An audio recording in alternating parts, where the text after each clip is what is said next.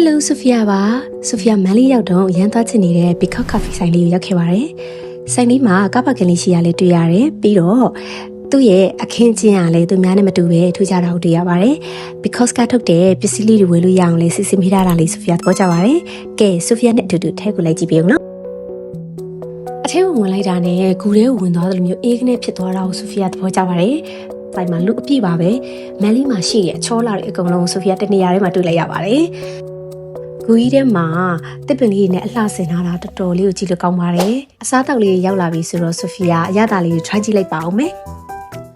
ပထမဆုံး ice americano လေးပါဒါလေးက ice latte လေးပါ